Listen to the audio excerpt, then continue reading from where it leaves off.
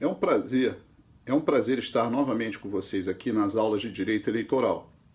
E agora, nesse momento, nós vamos continuar aqui abordando para o concurso do Tribunal Regional Eleitoral a resolução número 23456, certo? E nós estamos aqui especificamente fazendo comentários ao artigo 13, né?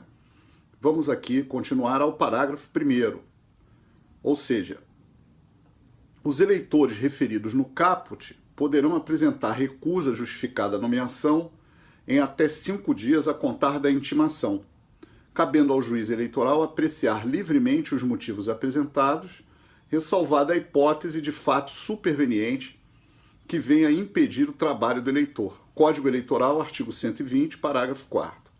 Ora, ou seja, o que a lei está dizendo? Que os eleitores podem recusar a nomeação de mesário, mas para isso o juiz eleitoral da zona eleitoral é que vai apreciar em 5 dias, esse prazo é importante, porque, gente, geralmente os recursos eleitorais são, a regra geral, são 3 dias, é o artigo 258 e 265 do Código Eleitoral. Acontece que aqui nós temos uma exceção, são 5 dias a contar da intimação, cabendo ao juiz apreciar livremente esses motivos apresentados, né? Muito bem, a nomeação para mesário prevalecerá sobre a convocação para atuar como apoio logístico. Ótimo. Claro, o mesário ele acaba sendo mais importante naquele momento do que o próprio apoio logístico, que pode ser substituído. Para quem não está entendendo, apoio logístico são pessoas que não são mesários, mas que vão cuidar de levar materiais, apoiar o juiz, o chefe de cartório. Atenção, uma zona eleitoral tem um juiz eleitoral e tem o chefe de cartório e servidores. Só que em época de eleição se precisa desse apoio logístico, compreende? Porque senão aquele trabalho fica sem condição de ser realizado. Por quê? Há necessidade de se colocar urnas eletrônicas dentro de CIEPs, escolas municipais, bancos, transporte de material, tudo isso é uma logística, uma administração muito séria. Você tem que pensar que o Brasil tem vários locais, região Nordeste, região Sudeste, região Sul, né? Tem urnas que vão para quase dentro de florestas, ou seja, tudo isso precisa de uma grande estrutura no dia da eleição. E o mais incrível é que tudo isso acontece apenas num dia, né? Ou seja, é um domingo, é feriado, e nesse dia tem que estar todo mundo envolvido nessa questão. Muito bem. A nomeação, né? Artigo 14, né? O juiz eleitoral fará publicar até um determinado período as nomeações a que se refere o artigo 13. E essa publicação da nomeação dos mesários é 60 dias antes, tá? Não são 30, são 60, tá? Ou seja, até 3 de agosto é o limite para publicar no Diário da Justiça Eletrônica, nas capitais, e mediante a fixação no átrio do cartório eleitoral nas demais localidades.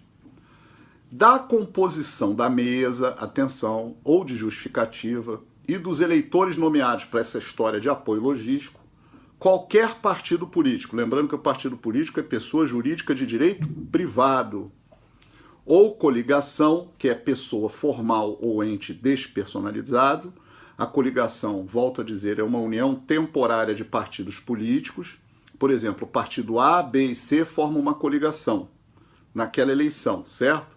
Aquela coligação terá uma denominação própria e ela também pode reclamar ao juiz. Atenção, antes de continuar lendo, por favor, não apenas o partido político, que é pessoa jurídica de direito privado, e a coligação, que é pessoa formal ou ente despersonalizado, fará essa impugnação ao nome do mesário. Embora a lei fale apenas nesses dois, lembre-se, o promotor eleitoral, que é um promotor de justiça, que é do Ministério Público Estadual, promotor eleitoral, que é um promotor de justiça, que é do Ministério Público Eleitoral, também tem legitimidade para impugnar, tá? No prazo de 5 dias contados da publicação, devendo a decisão ser proferida em 48 horas. Agora não é o Código Eleitoral que trata disso, olha que interessante, é a Lei 9.504 de 1997. Que lei é essa? Lei das Eleições. Essa lei é muito importante para o concurso público, para uma leitura, nós vamos fazer isso aqui.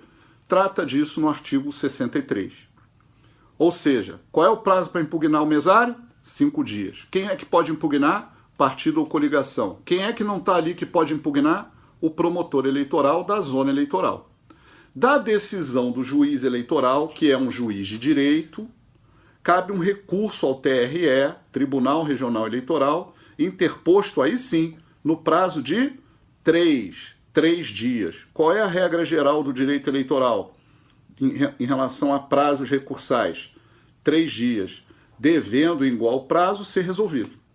Código Eleitoral, artigo 121, parágrafo 1º.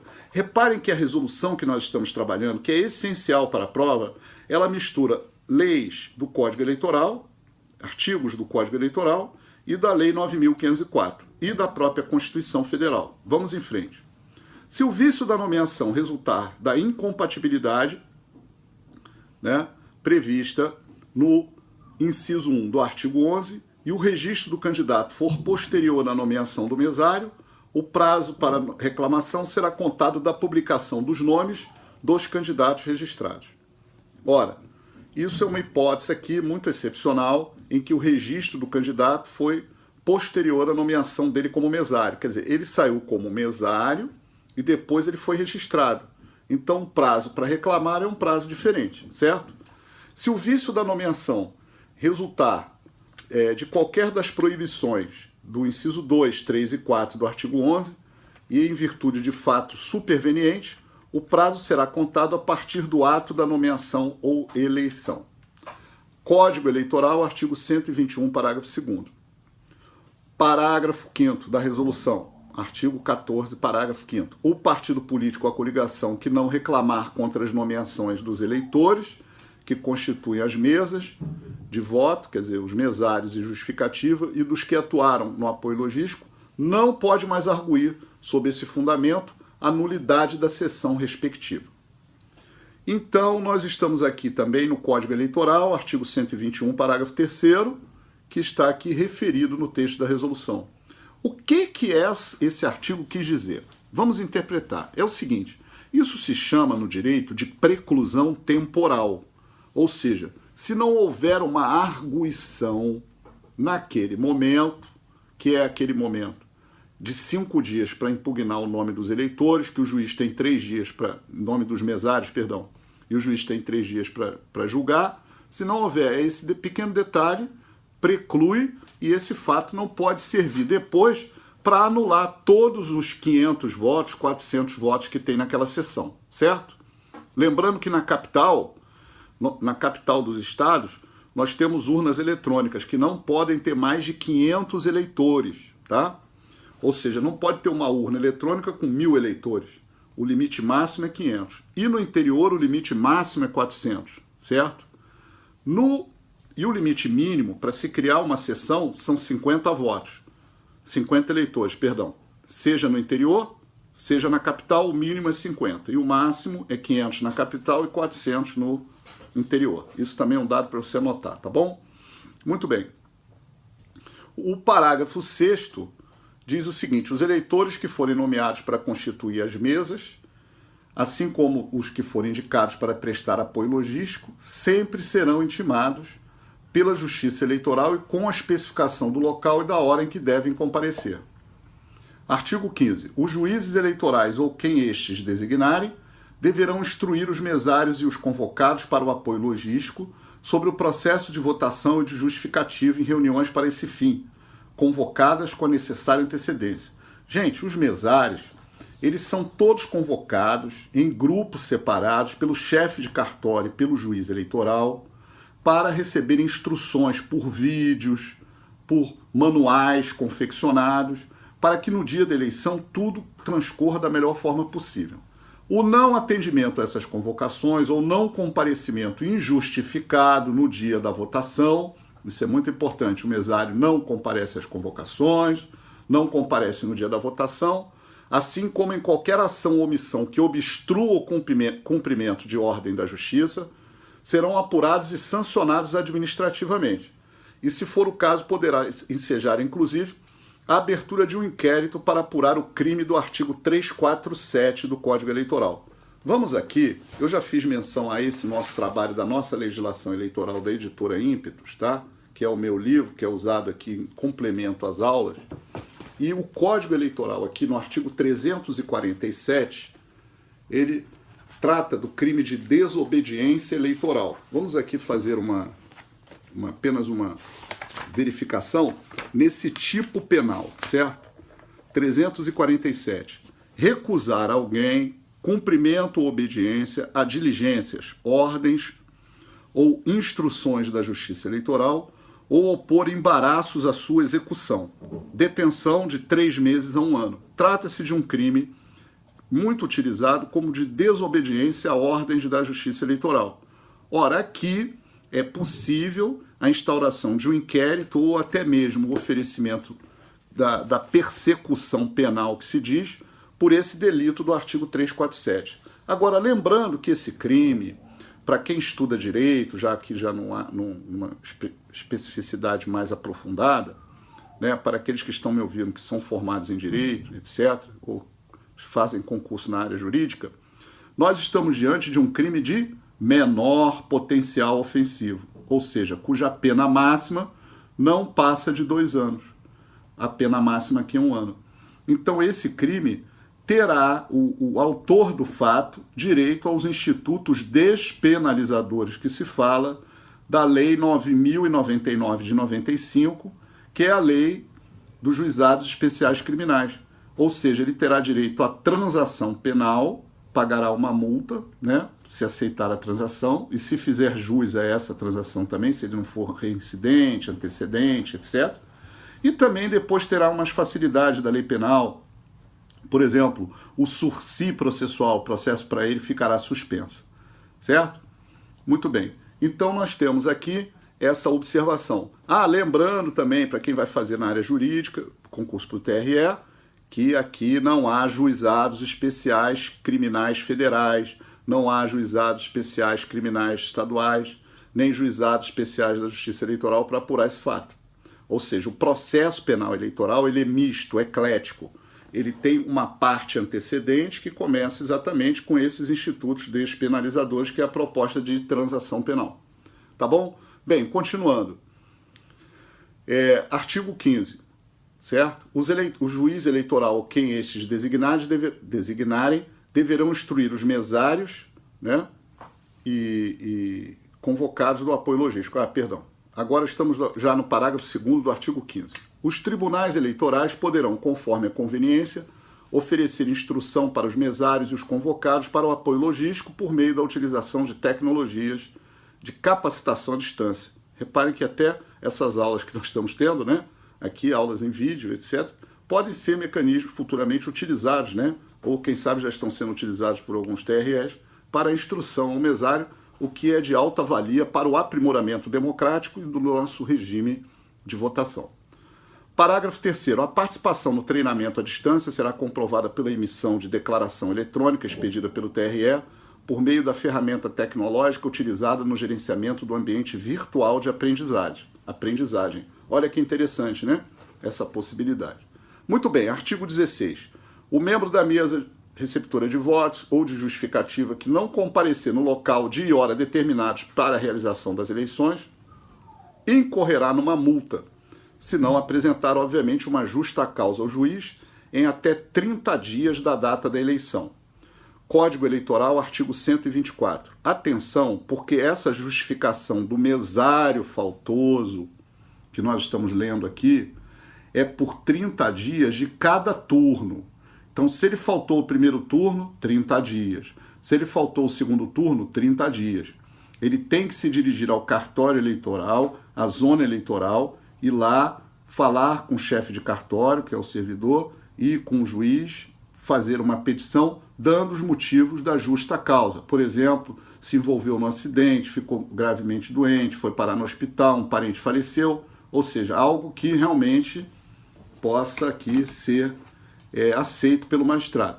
Porque se o juiz eleitoral não aceitar, diz a lei, Parágrafo 1º. Se o arbitramento e o pagamento da multa não for requerido pelo mesário faltoso, a multa será arbitrada e cobrada na base do artigo 367 do Código Eleitoral, artigo 124, parágrafo 1º do Código Eleitoral. Se o mesário faltoso for um servidor público, atenção que isso já caiu em concurso, ou autárquico, a pena será de suspensão, e eles vão perguntar de até 15 dias. 15 dias, olha que suspensão mais severa, né? Isso está no Código Eleitoral, artigo 124, parágrafo 2º. As penas previstas nesse artigo serão aplicadas em dobro se a mesa receptora deixar de funcionar por culpa dos faltosos. Vocês imaginem, nenhum mesário vai trabalhar, os eleitores não conseguem votar, aí eles são deslocados para uma outra sessão, olha o transtorno, a urna é tirada daquela localidade, há um problema sério, né? E aí tem que se deslocar o pessoal do apoio logístico, que às vezes não está treinado especificamente para ser mesário. Bem, e aí nesse caso, as penas são aplicadas em dobro, como ao membro que abandonar os trabalhos no decurso da votação sem justa causa apresentada ao juiz em até 3 dias após a ocorrência. Atenção para a pegadinha, aqui são 3 dias após a ocorrência. A ocorrência do quê? Do abandono.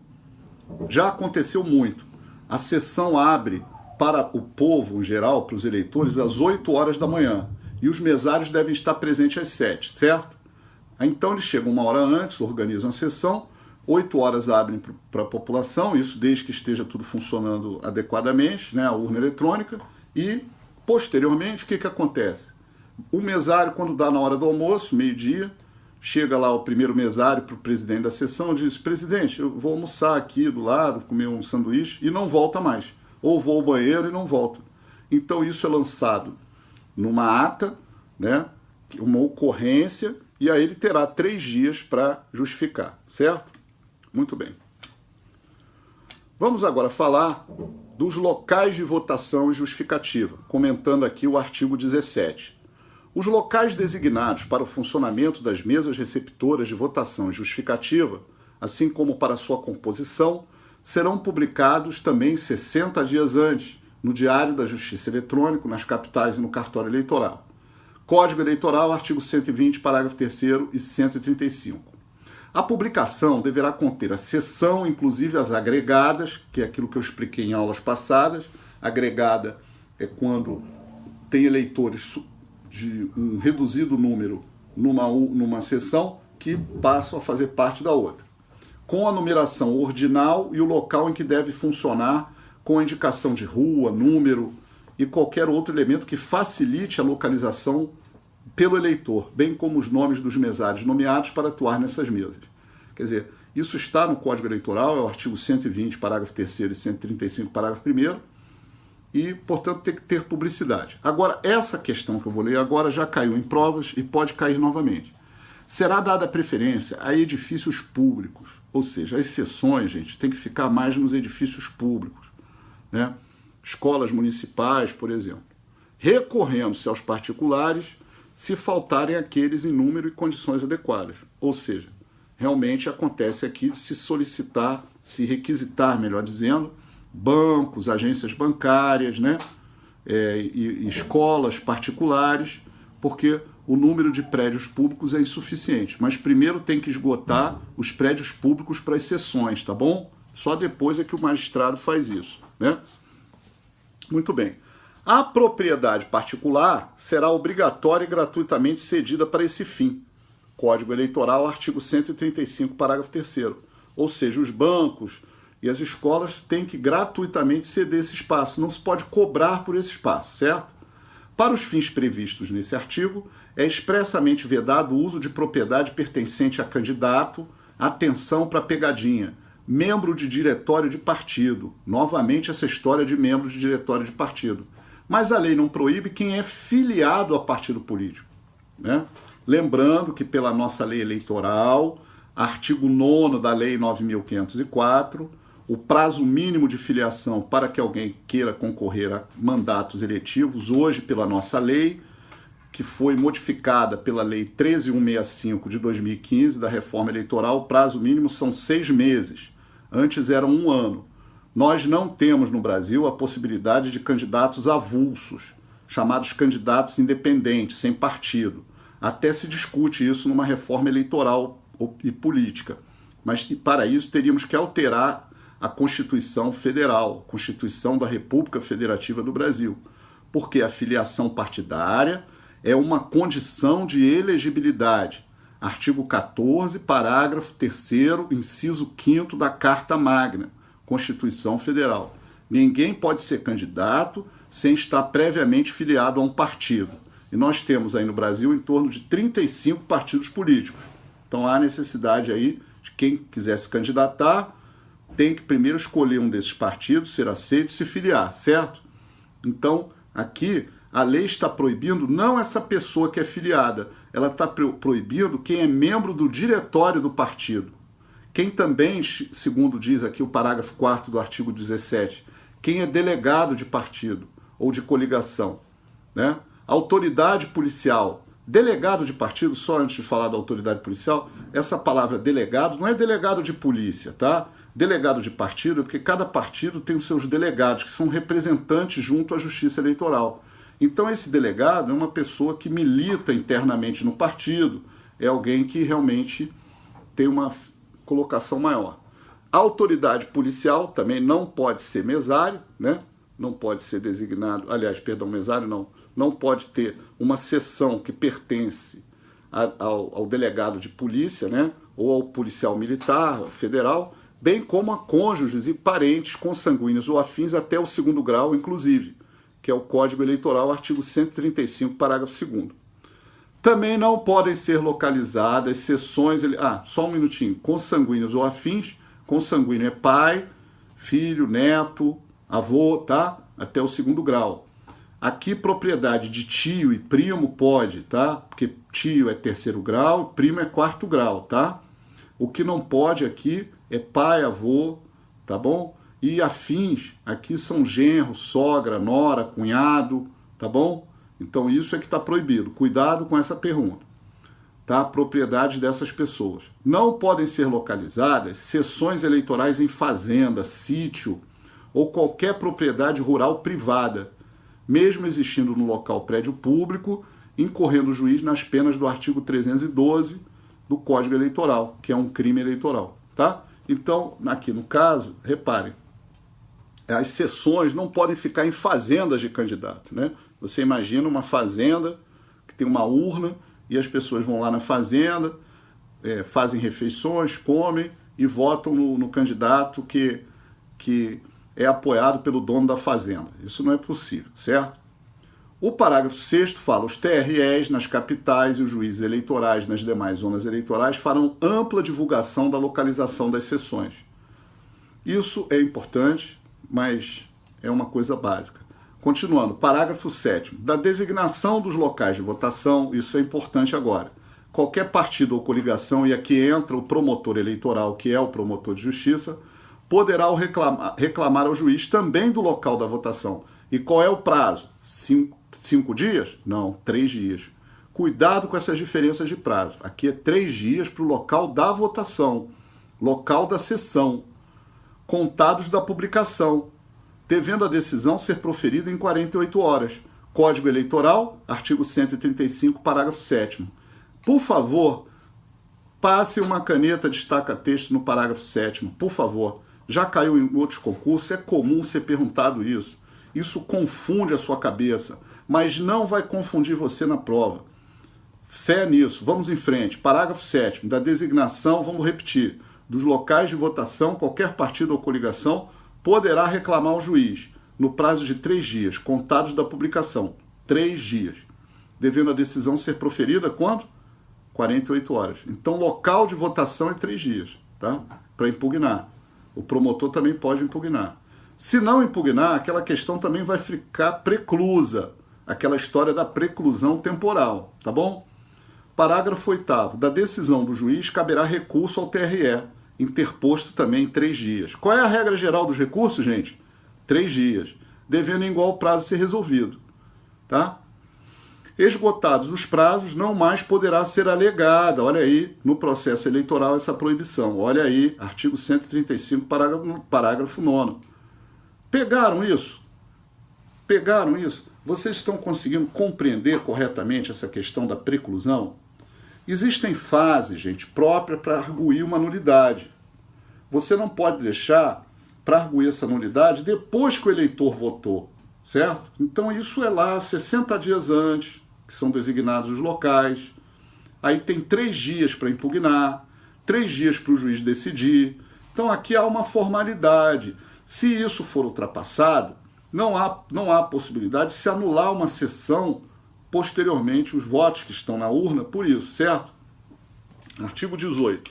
Até o dia 22 de setembro, aqui já é uma data referente à eleição de 2016, né, os juízes eleitorais comunicarão aos chefes das repartições públicas e aos proprietários, arrendatários ou administradores das propriedades particulares a resolução de que serão os respectivos edifícios ou parte deles utilizados para funcionamento das mesas.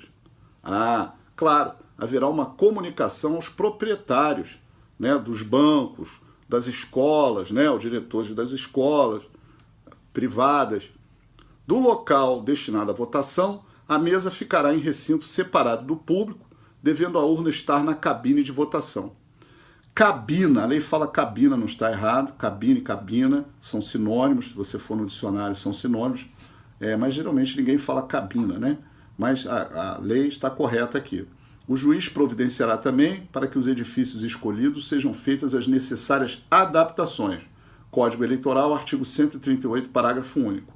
O juiz eleitoral, de acordo com o planejamento, poderá também criar seções em quartéis ou instituições policiais, instituição policial indicada, melhor dizendo, a fim de que os membros das Forças Armadas e policiais de plantão ou em serviço no dia da eleição possam exercer o direito de voto, observadas as normas eleitorais e, no que couber, o artigo 15 a 17. Ou seja, aqui a lei está prevendo também a colocação, portanto, de sessões eleitorais em quartéis para permitir o voto do quê? Dos membros das Forças Armadas e policiais, certo? Então, até mesmo dentro de batalhões, tá bom? Vamos agora a outro artigo da resolução, que é o artigo 20. Muito bem. Após o fechamento do sistema de candidaturas e antes do início da geração das mídias, o cartório emitirá o relatório ambiente de votação pelo sistema de preparação, contendo dados a serem utilizados para a preparação das urnas e totalização dos resultados, que será assinado pelo juiz responsável pela apuração. O relatório deverá ser anexado à ata da junta, certo? Os TREs, de acordo com o planejamento estabelecido, determinarão a geração das mídias por meio de sistema informatizado, utilizando-se das tabelas de partidos políticos e coligações, eleitores, seções, candidatos, etc. Essa parte da geração das mídias é uma cerimônia, como está previsto aqui no parágrafo 1º, que é presidida pelo juiz eleitoral ou autoridade do TRE. Essas mídias são cartões de memória de carga, cartões de memória de votação, certo? São mídias com aplicativos de urna e de gravação de resultado. E aqui o parágrafo 3º diz: os partidos, coligações e o Ministério Público e a OAB, Ordem dos Advogados do Brasil, poderão acompanhar essa geração de mídias, a que se refere o caput, para o que serão convocadas por edital, publicado no Diário da Justiça Eletrônico nas capitais e afixados no átrio do cartório eleitoral nas demais localidades com antecedência mínima de 2 dias. Nada disso se encontra no Código Eleitoral. Nada dessa parte que nós estamos lendo, porque o Código Eleitoral é de 1965, não previa o voto eletrônico. Então essas transformações decorrem do quê? Do poder normativo da Justiça Eleitoral e são regras que se repetem em eleições sucessivamente, como vão se repetir em breve para as eleições de 2018, certo? Na hipótese de geração de mídias e preparação das urnas, não ocorrerem ato contínuo, os cartões de memória de carga, o final da geração, deverão ser acondicionados em envelopes, etc. Essa parte não cai muito aqui. Vamos agora focar aqui no artigo 22. Do procedimento de geração das mídias, deverá ser lavrada uma ata assinada pelo juiz, pela autoridade do TRE, representante do MP e OAB. Essa ata deverá registrar a identificação e versão dos sistemas utilizados. Isso aqui é uma parte muito técnica, né? Uma parte de informática muito técnica. Data e horário e local do início e término das atividades, nome e qualificação dos presentes, quantidades de cartão de memória, as informações serão consignadas, haverá uma cópia. Isso aqui é apenas para você passar os olhos e ter uma visão rápida sobre isso. Artigo 23. Havendo necessidade de nova geração de mídias, o MP, a OAB e os partidos deverão imediatamente ser convocados. A autoridade ou comissão designada pelo juiz em dia e hora, etc., nas capitais, também vai ter toda uma formalidade aqui que nós vamos pular um pouco essa parte aqui, dessa parte toda de preparação, que eu ia pedir para vocês depois fazerem uma leitura mais com calma desse...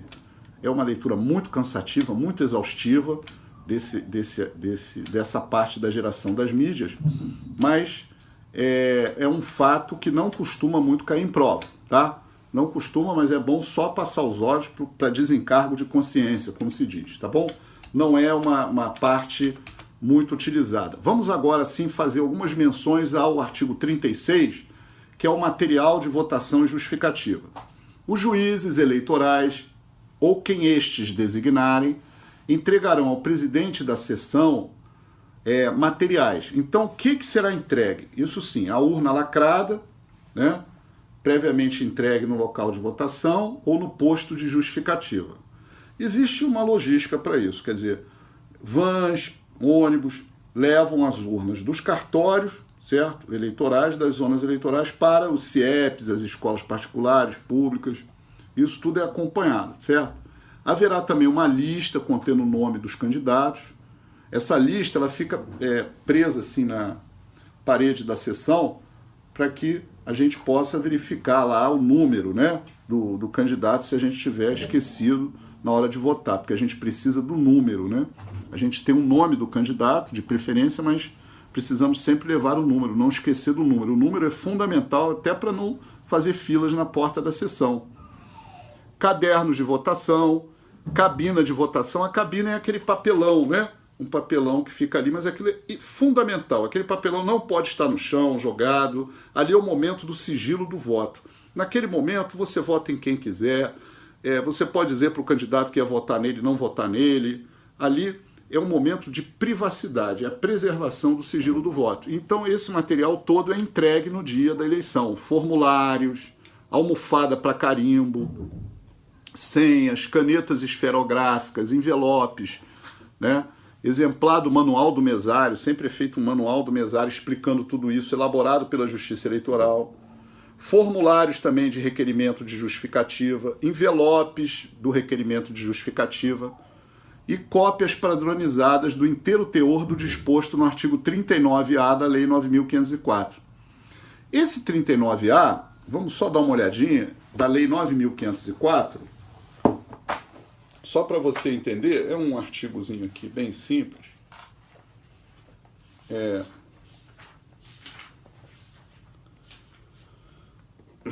Ele diz o seguinte, o 39A, ele fala assim: é permitida no dia da eleição a manifestação individual e silenciosa de preferência do eleitor por partido político, coligação ou candidato, revelada exclusivamente pelo uso de bandeiras, broches, discos e adesivos.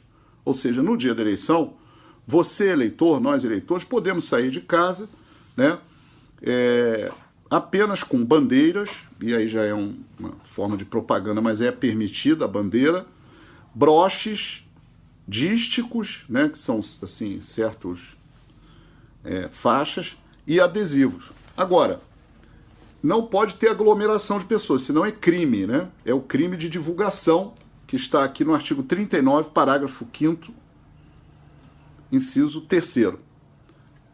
Essa aqui é a permissão no dia. Também é vedada no dia do pleito, até o término do horário de votação, a aglomeração de pessoas portando vestuário padronizado, bem como instrumentos de propaganda referidos no caput, quer dizer, no 39A, de modo a caracterizar a manifestação coletiva com ou sem utilização de veículos. Grave isso, por favor. Manifestação coletiva no dia da eleição é crime eleitoral de divulgação, certo? Por isso que a lei proíbe. Isso que eu estou lendo é o artigo 39A, com seus parágrafos, que vai ficar esse cartaz pendurado na porta da sessão, Então isso faz parte do material que é entregue. No recinto das sessões e das juntas apuradoras é proibido aos servidores da Justiça Eleitoral, é proibido aos mesários e aos escrutinadores, quer dizer, quem conta os votos lá, quem está trabalhando, o uso de vestuário ou objeto que contenha qualquer propaganda de partido, político, de coligação ou de candidato. Aos fiscais partidários, nos trabalhos de votação, só é permitido que em seus crachás, só no crachá do fiscal, conste o nome e a sigla do partido ou a coligação a que sirvam, vedada a padronização de vestuário. Padronização de vestuário também entende camisas assim, vermelhas, todo mundo de camisa vermelha, camisa verde, camisa azul, entendeu? Grupos de pessoas com esse tipo de coisa não podem. Parágrafo 4º. No dia do pleito, serão afixadas cópias desse artigo em lugares visíveis nas partes interna e externa das sessões eleitorais. Ou seja, o que a lei está dizendo? Vamos entregar esse material no dia, certo? A todos.